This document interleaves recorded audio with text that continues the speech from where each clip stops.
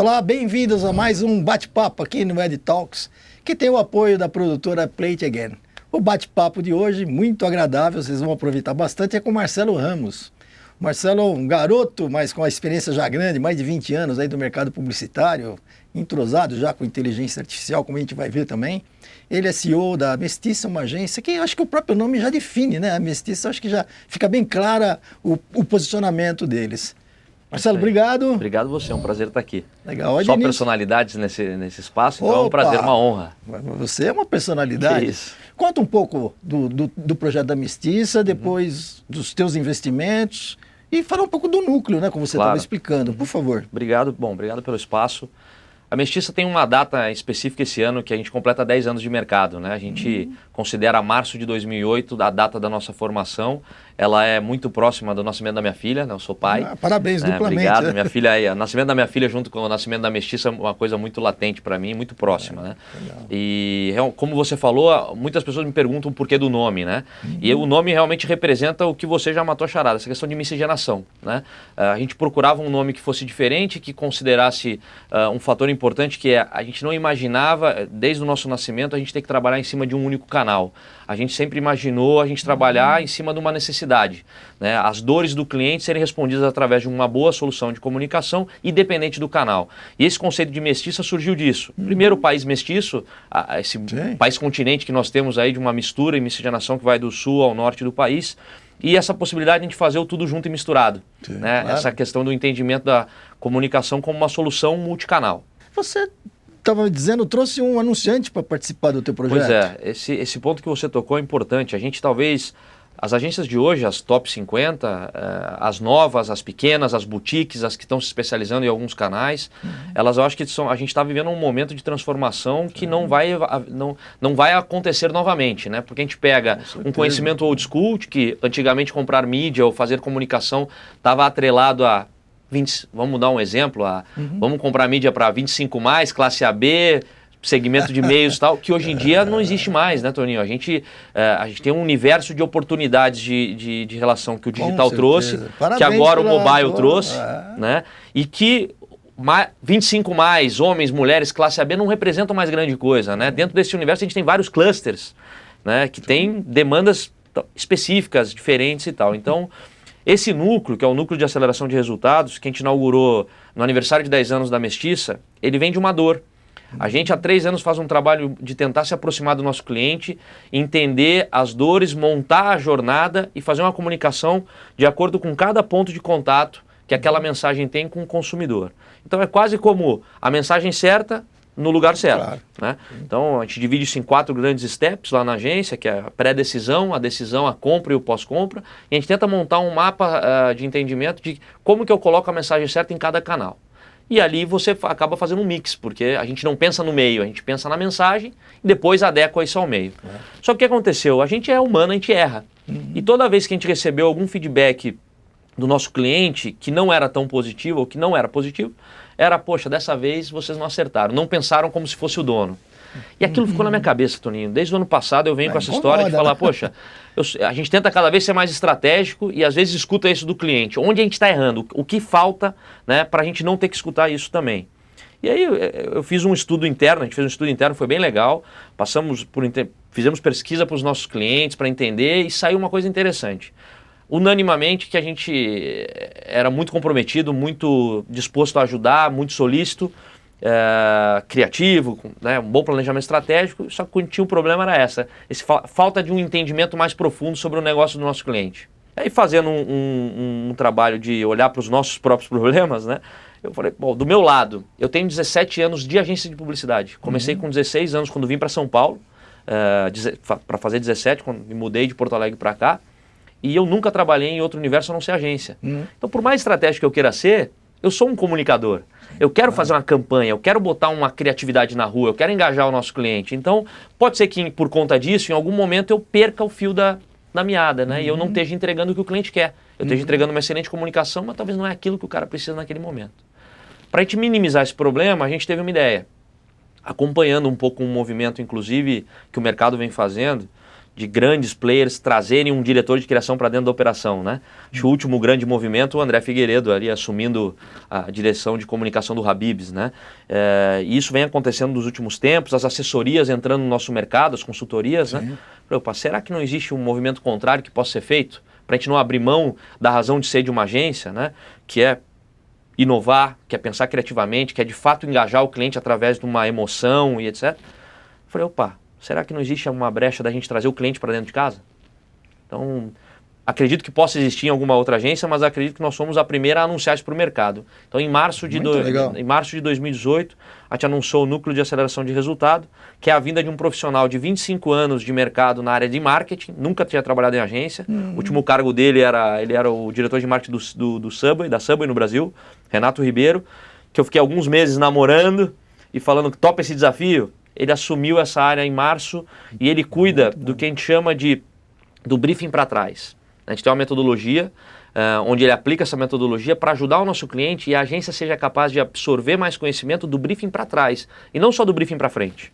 Muito legal, vamos acompanhar o trabalho dele e teu. Com certeza. O mercado, de uma certa forma, se acostumou, né, que alguns custos eram absorvidos pela agência, porque ela faturava muito na veiculação, né, na comissão. Né?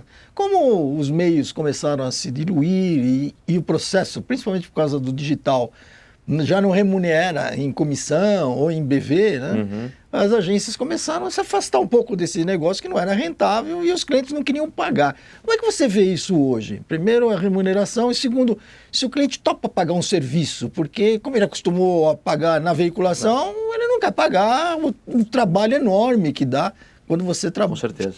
atua nessas disciplinas. Que é o know-how, né, Toninho? Que é o know-how. O mercado caminhou para esse lado de eliminar a cobrança por know-how e sobreviver em cima de BV e comissão de mídia. E agora numa crise que há alguns anos vem acontecendo, e não só a crise, né? A crise está atenuando essa situação, mas a situação já iria acontecer, porque a conta não fecha. O cliente, todos eles, os grandes anunciantes também e os pequenos, todo ano tem mais competição, todo ano tem uma margem menor. O custo inflação acontece no Brasil né? Então custos de mídia, as tabelas sobem todo ano e a conta não fecha mais. Então o que o cara começa a fazer? O que antes era na bonança, ele pagava a comissão de mídia e o mercado acabou e construiu essa questão de sobrevivemos de comissão de mídia, de agenciar. Sim. Particularmente eu não acredito no conceito agenciamento mais, né? E já faz alguns anos. A gente nunca vai mudar o nome agência, é um sinônimo de categoria. Sem dúvida. Mas agenciar coisa para os outros está fardado a morrer, Tony. Né? A gente sobreviver de quanto mais o nosso cliente gasta não faz sentido. A gente tem que sobreviver de quanto mais ele ganha. Concordo. Essa virada de chave de sucesso, ela não é tão simples, né? O cliente não está preparado para isso. Não é só a agência, né? Não tá. O cliente não está maduro a ponto de a gente só sobreviver de quanto ele gasta, porque ele muitas vezes não abre o número, ele não abre a possibilidade de a gente entender de fato até onde a gente contribuiu, mas isso é um processo que a gente vai ter que passar a entender como é que a gente faz essa transição. A gente não vai do 0 para o 100, mas a gente tem que ir do 0 para o 50 em algum momento para chegar no 100, né? Como que a gente vem fazendo na agência? Já faz um tempo que a gente considera a nossa receita de comissão de mídia e de BV marginal, sabendo que ela um dia vai acabar, é o que a gente acredita. O cliente precisa participar disso, né? Então a gente vem construindo essa relação de estar mais próximo da tomada de decisão para poder cobrar o know-how novamente. Claro. Para poder cobrar o que... Né, para a gente ser remunerado pelo que a gente faz de melhor, que é planejar criativamente. O ideal, né? Que seria o ideal. Exato. Né? Então, junto do núcleo, a gente tirou tudo que tinha de nome de comunicação, propaganda da Mestiça, quando a gente fez um rebranding, e a gente vem trabalhando com o conceito de performance com criatividade. E aí, é uma coisa que eu gosto de falar, performance é muito mais do que o lado analítico e digital que trouxe essa palavra para o nosso mundo. Né? Performance, as pessoas estão acostumadas a leads de digital, a compras de e-commerce. Não, performance é tudo que te traz resultado. Aumentar o brand awareness é performar, aumentar a franquia é performar, melhorar o resultado é performar, a percepção melhor do usuário, uma melhor experiência dele no ponto de venda também é melhorar a performance. Isso atrelado à criatividade é o que eu acredito que é o próximo passo do relacionamento agência com clientes. Né? Então, o performance com criatividade é de que maneiras a gente consegue ser criativo e trazer mais resultado para o nosso cliente. No aspecto criativo, voltando para o lado tradicional, né, da agência de propaganda e da peça publicitária, né? Então, estamos falando de uma página de revista, um spot de rádio e 30 segundos de televisão. Aí o mercado começa a mudar e se começa a trabalhar storytelling, né? Ou seja, coisas mais amplas que o criativo não está acostumado. Ele Inbound marketing, né? Exatamente. Conteúdo. Como é que vocês trabalham na Mestiça essa questão já diferenciada da criação? Legal. Excelente ponto. Eu acho que os grandes players criativos, né, os grandes diretores de criação, outro dia eu vi a reportagem do Felipe, né, da New Lara, já enxergaram né, que a criação tem que sair da casca do ovo ali, daquela sala de criação onde pega-se o briefing, cria-se, devolve e entrar para dentro do cliente. E quando eu digo entrar para dentro do cliente, é ir nas reuniões, sim, é sofrer junto com o cliente, porque só dali que o cara realmente vai conseguir buscar inspiração e fazer algo criativo que muda o negócio, né? Antes a gente estava acostumado a um filme de 30 segundos mudar uma situação de um negócio. Tem exemplos históricos aí de que uma boa campanha publicitária mudou a regra do jogo da companhia. Com certeza. Eu não acredito mais nesse modelo através de um único canal. A jornada está aí para representar isso. Então o criativo tem que ser capaz, e ele tem capacidade para isso, de pensar criativamente na jornada inteira. Ele só consegue fazer isso se ele viver a dor do cliente. Eu concordo. Né? Então, a gente tenta... É um desafio, as agências têm que aprender a trabalhar com isso, né? E o criativo tem que estar disposto a fazer esse trabalho também, mas eu acho que está todo mundo indo para esse caminho. A gente conversa muito com o mercado e a própria área de criação já entendeu que ela precisa absorver mais do negócio para poder criar de fato... E um bom senso, né? Porque eu me lembro, na velha época, você fazia uma peça publicitária e pré-testava, né? Você até via se o público gostava da peça sem vincular antes. Hoje não dá tempo, né? Você tem que... A gente vive uma rotina de estar apagando incêndio todo dia. Então, bom senso tem que prevalecer, né? Na criatividade, né? Excelente ponto também. A questão do teste A e B, que o digital tanto fala, a gente já faz há muitos anos na publicidade, né? Só que antes você tinha mais tempo para tudo. Sem dúvida. Para criar, para desenvolver, para testar. Fazia discussão de grupo, fazia o day after recall, né? Quer dizer, tinha uma coisa... E nesse contexto você já está entrando em inteligência artificial, que seguramente é um modelo de operação que supera os algoritmos. Você citou bem, porque puxa, eu trabalhei anos na minha vida com esses 3 algoritmos: sexo, classe socioeconômica e faixa etária. E eu não sabia mais depois disso. E hoje eu posso ter até 1000 algoritmos, né? Eu sei com quem eu estou falando com o Marcelo mesmo. Como é que você vê essa comunicação, como você já disse, e o uso da inteligência artificial na comunicação? Como o viés aumentou, né? Antigamente, como você mencionou, era mais fácil você dividir isso em classes menores, né? Em subdivisões, onde uma capacidade humana era tranquila de desenvolver uma solução. Hoje em dia, com essa quantidade de variáveis que a gente tem, a gente não é capaz, não no tempo que o cliente precisa, de absorver isso sozinho. É onde a gente acredita que entra a inteligência artificial, pelo menos no nosso mercado. Eu gosto de brincar, na agência o pessoal brinca às vezes que faz bingo com algumas frases que eu falo, mas eu acredito tanto nelas que eu costumo repeti-las. E uma delas não é mais o que a gente quer vender, é o que o nosso cliente quer comprar. E os nossos clientes e consumidores muitas vezes ainda têm a capacidade de lançar algum produto ou uma ideia sem perguntar para a ponta se era aquilo que ela queria. Não faz sentido. Todo mundo fala de Big Data, mas dados já existem há anos em vários segmentos e vários mercados. O que precisa ser feito é como você avalia e o que você faz com esses dados. Então o digital trouxe muito essa questão analítica de você tem muitos dados para analisar, geram-se relatórios, geram-se ideias e tal. Onde a gente começou a entender esse novo mundo? De 3 anos para cá, né, como a gente veio mudando esse conceito de como eu faço que a Mestiça seja mais estratégica, esteja mais próxima do nosso cliente, muitas oportunidades, eu recebi muita startup no escritório. Quase como aquela história de o cara ligou dizendo que tem uma ideia nova, a gente recebe. Você montou uma empresa de startup. Exato, mas muito saiu dali. De ouvir o que as pessoas estavam fazendo, dessa troca de informações, né? E nessa troca de informações, as ideias acontecem, insights aparecem e tal. E a primeira delas foi uma dor que nós tivemos, a gente tem alguns anos de experiência no segmento de alimentação, e a gente percebeu no mercado uma dor na área de meios de pagamento, principalmente para o mercado restaurante, o estabelecimento comercial que recebe cartão de benefício, cartão pré-pago, cartão pós-pago, que é a questão das adquirências, que a gente vem vendo uma grande guerra das maquininhas. Né? A gente desenvolveu há 3 anos atrás... Já com previsão de ser substituída pelo smartphone, né? Que é o que nós temos numa das startups. Né? Então a Vi Digital, Digital, é uma startup que eu posso falar que é a primeira, tá? Porque foi mesmo a primeira empresa que tem hoje uma operação 100% digital na área de benefícios, que é a parte de cartão, refeição, alimentação. A gente identificou essa dor em 2015, desenvolvemos todo um UX, toda uma plataforma dentro da agência, com essa capacidade que a gente tem de criar e procuramos equipe para desenvolver. E hoje a gente tem essa operação na rua como uma startup, uma operação independente que faz todo um processamento digital na parte de meio de pagamentos. Depois dessa, devido a um conhecimento que a gente teve na parte de desenvolvimento, com pessoas que são geniais, pessoas que são capazes de decodificar um negócio que você mal imagina, o cara é capaz de te entregar, a gente olhou e falou, poxa, essa questão do Big Data como é que a gente pode imaginar isso dentro do nosso negócio e nos trazendo inputs para trabalhar melhor esses dados e nos trazer mais inteligência. Foi daí que surgiu a Clink, que é uma empresa, Clink, ela assina Non-Stop Intelligence, ela é uma plataforma de desenvolvimento atrelada à inteligência artificial com 2 principais produtos, bot de atendimento, venda e cobrança, e RPA, que são essa parte de leitura de documentos através de inteligência, fotografias e algoritmos, entendimento de hábito de consumo e tal. Então, são 2 que estão aí na rua, vão fazer, a Vi vai completar 3 anos esse ano, e a Clink vai fazer 1 ano agora no final do ano. Deixa eu te fazer uma pergunta. E como você vê a proteção de dados? A gente acabou de aprovar, né, a lei de proteção de dados, temos aí um período aí de 18 meses para se adaptar. Como é que você vê o uso dos dados das pessoas no marketing, na comunicação, nos negócios em geral? Eu acho importante, né? Eu acho importante.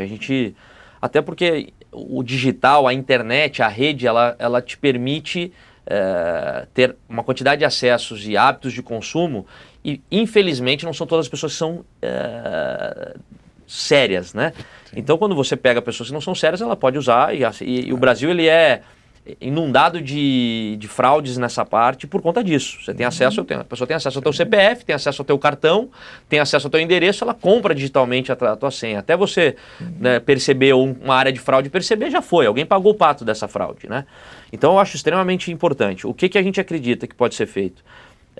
Os clusters que estão aí, e já existem, eles são capazes de, através de inteligência artificial, algoritmos de entendimento de hábito de consumo, a te trazer com um baita de um grau de veracidade as informações que a gente precisa para trabalhar. Eu não preciso saber o que o Toninho de fato faz todo dia, onde ele circula. Um grupo, né, aglutinar isso em determinados clusters, isso é capaz de me trazer informações relevantes ao ponto de a gente criar, inovar e fazer tudo o que for preciso. E talvez até melhore a eficácia mesmo, como você falou, porque o que eu percebo muito ainda, já falando de internet, uma coisa que a gente discutia já da televisão, que era superexposição ou subexposição, né? Então, se falei poucas vezes, não vou memorizar, mas o excesso incomoda. Exato. E eu percebo, às vezes, que poucas empresas utilizam como estratégia, talvez precise do apoio da Mestiça, para dizer, muda a mensagem, ou esse cara já comprou um carro, lembra? Ele já viajou lá, ele que fez uma consulta de viagem, mas ele já viajou, não continua mandando viagens, né? Então, acho que isso, a inteligência artificial tende a ajudar muito, né?